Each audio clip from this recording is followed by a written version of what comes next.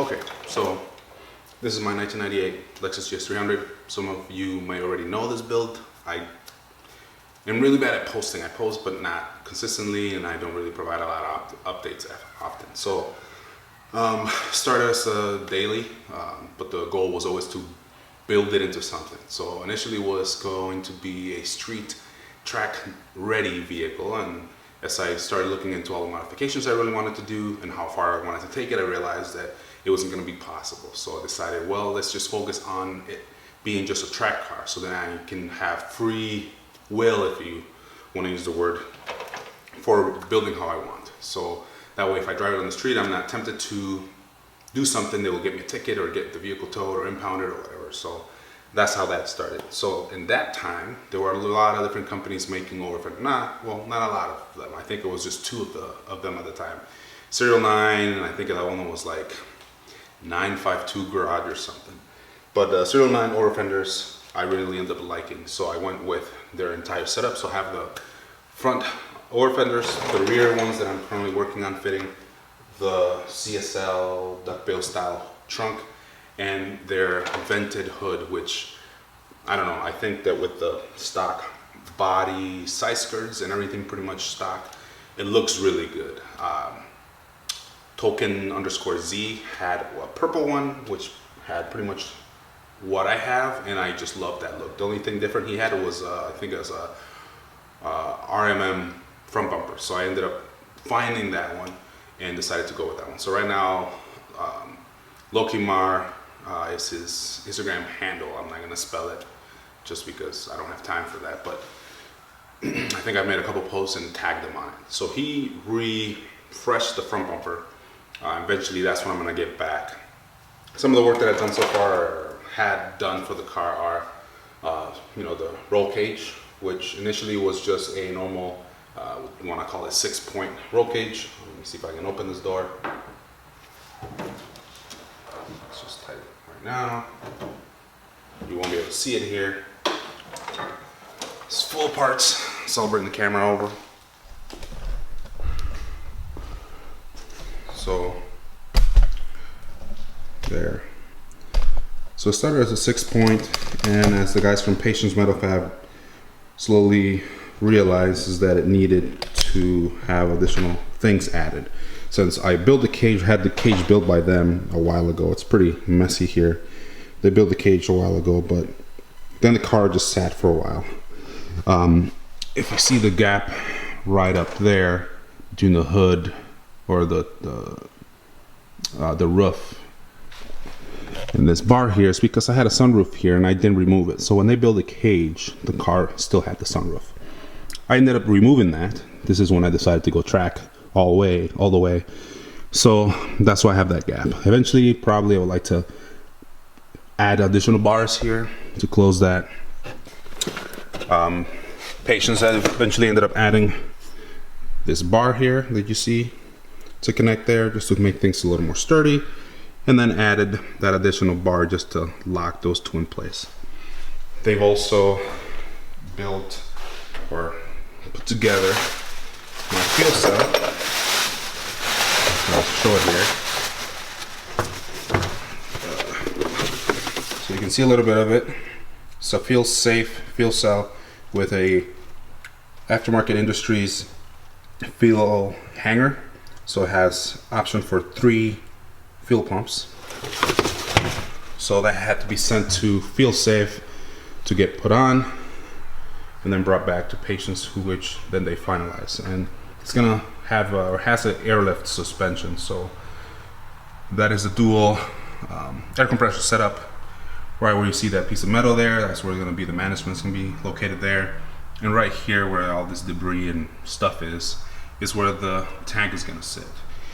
Car is pretty messy right now just because I haven't touched it in a while. These seats up front are Mirko's GT3s that I had custom made to have the 507 Garage logo on it. But as you see, I have a lot of parts just laying around. Either some of them require fabrication before I install them, etc. So these wheels here, which I really like.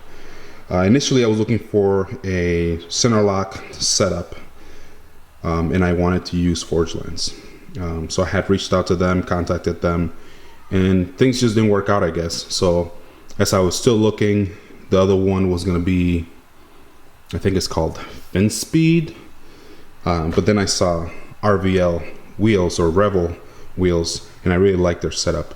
So I reached out to them, and I was able to get a partnership with them, as well with Hankook for tires. These are just test tires to kind of get the SerialNine over fenders figured out. So still a lot going on. I have to do a lot to the car. Cut these up so I can remove the glass and kind of reduce a little bit of weight if I could, and then just add door covers, if you want to call them that. So there's still a lot to do to the car. I'm just going to put this back here. So a lot of the stuff that I have to do is still happening. Here up front, we just have the steering column, as you can see, is on the ground. We had a crossbar made by PatienceMetalFab. You probably can see it, but it's right there. So I'm most likely going to use a Sweet Manufacturing adjustable column to put here, and they provide all different billet parts so I can actually mount it, and I think I should be able to raise it and have it right here and adjust it to the length of what I need it for driving. So the seats are still wrapped.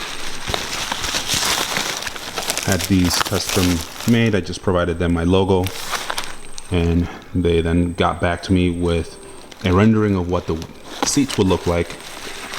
And then once they got the approval for me to start making them, they went ahead and made them.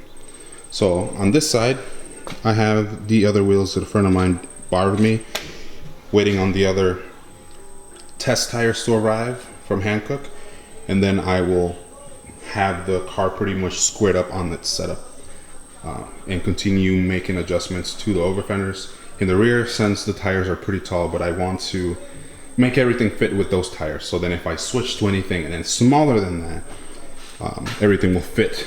I don't have to then worry about it. So, but yeah. So again, as you can see, I have a lot of parts everywhere. Some of them need to go in the engine, some of them need to go on the car, things like that. Here I have just parts laying around waiting for me to install. So I took the front caliper off just because I need to shim some of these calipers so I can fit the brake pads better. So I just haven't gotten around to that. 2JZ block is here with a lot of ARP parts that will go into it.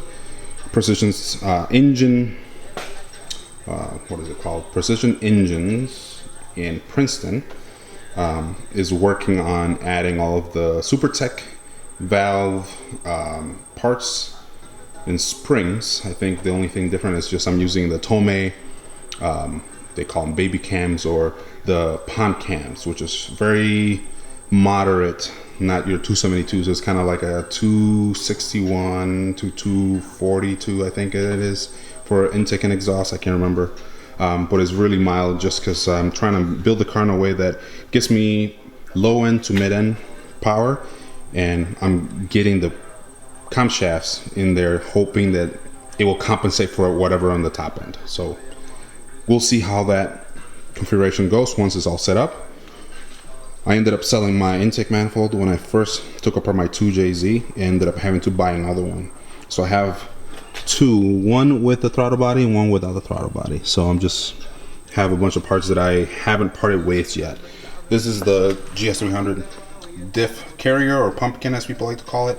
I switched from this 3.92 final gear to the GS430 final gear, which is 3.266. If I'm not mistaken, is a close final ratio to the JDM Supra, Mark IV Supra, I think it is. The USD Supra, I think, falls in final drive ratio of, I think it's like 3.13 or something like that. So that way I'm able to ride the gears a little longer when at the track.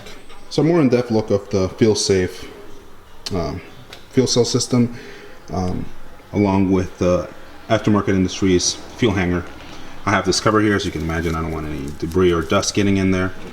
This is a different type of fuel adapter, so I can actually fill. The goal is to have a remote fill with this, so I don't have to take the trunk off. As you can see, I moved it all here, it's on the ground, so I don't have to do that. I'm not sure where I'm going to drill a hole, if I'm just going to use one of the taillight holes to just have the dry brake system there.